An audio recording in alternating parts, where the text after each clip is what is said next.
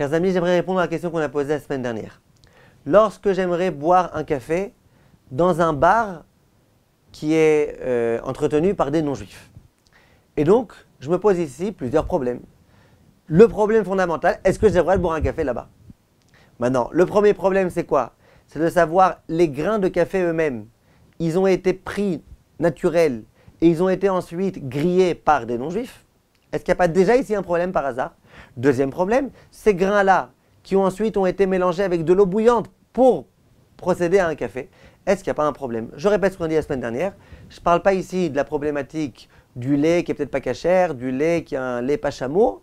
Disons que je prenne un café sans lait, disons que je prenne un café dans un verre en plastique, un verre à usage unique, donc il n'y a pas de problème non plus des ustensiles. Je parle vraiment du problème maintenant de bichoulé à koum. Viennent les poskim et disent les choses suivantes. Et à nouveau, c'est important qu'on réfléchisse par étapes.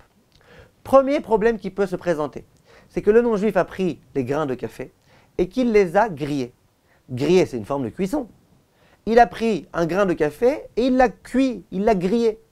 Lorsqu'il l'a grillé, c'est un non-juif qui a pris quelque chose et qui l'a cuit.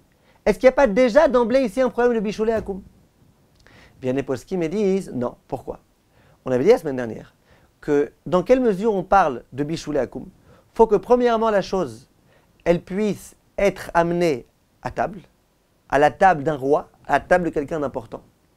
Et il faut aussi que cette chose-là, elle ne puisse pas être consommée à l'état cru. Si cette chose-là, on peut la consommer telle qu'elle est lorsqu'elle est crue, eh bien le non-juif, il n'a rien ajouté. Viennent ici les poskim et disent, les graines de café, va amener une graine de café à un roi. Il n'a rien à faire avec, il ne va pas la manger telle qu'elle. Donc la graine de café, ce n'est pas quelque chose qui est olé al shulchan melachim. Donc lorsque le non-juif vient et qu'il cuit, qu'il grille, qu'il procède à ce qu'on appelle en hébreu la klia, qu'il grille cette graine de café, eh ben, on ne considère pas pour l'instant qu'il y a un problème de bichoulé à koum. Pour l'instant, il n'y a encore aucun problème de bichoulé à koum. Il a pris quelque chose qui était cru, il l'a rendu cuit, mais même à état cuit, ça ne peut pas arriver à shulchan melachim, donc il n'y a pas de problème. Maintenant, quel va être le problème? C'est au moment où il va prendre cette graine-là, dont pour l'instant il n'y a encore aucun problème, et qui va mettre de l'eau bouillante dessus pour transformer ça en café. Le café, bien sûr que c'est olé al shulchan melachim, on regarde dans tous les rendez-vous importants, des gens les plus considérables dans le monde entier, eh ben on fait quelquefois ça autour d'un café, autour d'un cappuccino, autour de tout type de café au lait ou de café même sans lait. Donc bien sûr que c'est important, bien sûr qu'il pourrait avoir un problème de bichoulé à koum. Alors est-ce qu'il y a un problème ou pas? L'eau, il n'y a pas de problème. Pourquoi? L'eau, ça peut être consommé tel que c'est à l'état naturel, cru.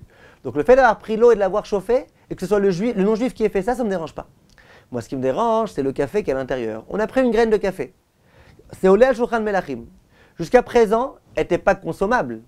À l'état cru, même à l'état cru plus le fait d'avoir grillé, c'est pas encore consommable. Donc tu prends quelque chose qui n'est pas consommable. Tu mets de l'eau bouillante, tu rends ça consommable. Ben, a priori, c'est un problème. Et j'ouvre une parenthèse. Dans la halachot Shabbat, il y a toute une grande question. Shut Ginat Vradim, regardez là-bas, il y a une très grande question. Est-ce qu'il y a un problème de cuisson dans le café? Quand Shabbat, on met de l'eau bouillante sur des graines de café, est-ce qu'il y a un problème de cuisson? Il y en a qui ont voulu dire, ben non, tu vois bien que le café, ça peut se consommer tel quel. La preuve, les gens qui sont en chemin, qui sont fatigués, qui n'ont pas d'eau chaude, eh ben ils grignotent le café comme ça. Et d'autres qui rétorquent et qui disent, d'accord, mais quel rapport? Là-bas, c'est parce qu'ils n'ont rien d'autre, mais c'est pas que c'est consommable comme ça. C'est pas que c'est déjà cuit comme ça. Une grande marloquette là-bas à propos des grains de café. Mais quoi qu'il en soit, il est clair que même si c'est peut-être consommable par les gens qui sont en chemin et qui n'ont rien d'autre à manger, en tout cas c'est consommable à l'idée à trac, c'est un peu comme l'œuf cru. C'est pas consommable tel quel, c'est pas naturel de manger ça comme ça. Donc évidemment qu'a priori il doit y avoir un problème. Simplement viennent les poskim et disent qu'on peut autoriser. Et que la coutume c'est d'autoriser, vous voyez bien les gens aujourd'hui, ils boivent des cafés dans un bar pas cachère. Pourquoi? Sur quoi ils se reposent?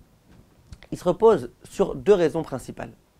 La première raison qui a été apportée par les poskim, avec laquelle vous serez soit d'accord, soit pas d'accord, en tous les cas c'est les poskim qui le disent, donc peut-être qu'on peut dire que vous ne comprendrez pas forcément ce qu'ils disent.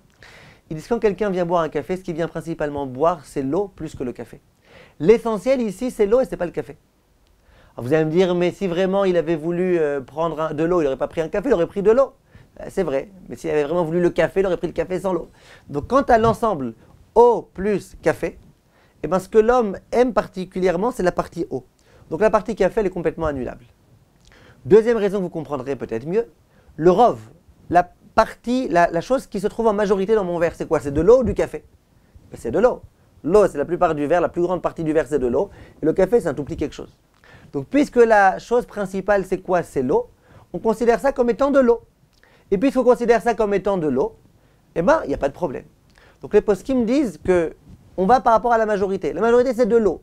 Dans l'eau, il n'y a pas de problème de bichoulé akoum. Donc, du coup, dans le café, il n'y a pas de problème. Au passage, des poskim qui disent ça aussi à propos de la Seuda Mafseket. Vous savez que la veille de Tisha B'Av, le dernier repas avant d'entrer dans le jour de Tisha B'Av, eh ben, on doit manger qu'un plat. Donc de l'eau, tu as le droit de boire, mais des plats, tu as le droit d'en prendre qu'un. Est-ce qu'on va considérer le café comme étant un plat? Auquel cas, j'aurais pas le droit de boire un café à la fin de ce repas ou pas? Alors, la coutume, c'est autorisé. L'une des raisons qui est avancée, c'est celle-ci. C'est pas du café, c'est de l'eau. C'est pas du café qui a bouillonné, qui a cru. C'est de l'eau. Le rov, c'est de l'eau, donc on considère ça comme étant de l'eau, en dehors des autres raisons qui ont été mentionnées là-bas. Je précise malgré tout que le Harizal, il était très pointilleux dans ce domaine, et il disait qu'il ne faut surtout pas boire un café qui a été préparé par des non-juifs. Ça, c'est l'opinion du Harizal. Le Kaf HaChaim, il écrit que les tsnouim, les gens décents, les gens qui ont vraiment envie de se rapprocher d'Hachem, ils s'écartent de ça. Ils essayent d'éviter de boire du café qui a été fait par les non-juifs. Il dit, sauf cas de force majeure, sauf cas où on a un rendez-vous important, on risque vraiment d'être en grande difficulté si on ne le fait pas. Mais en général, il vaut mieux éviter. Donc, à la Khalema, c'est la coutume, c'est d'autoriser. Ceux qui veulent très bien faire, ils essayent d'éviter de le faire. Voilà, Kol Tov, mes chers amis, on continue la prochaine fois, Bezrat Hachem. Merci de votre attention.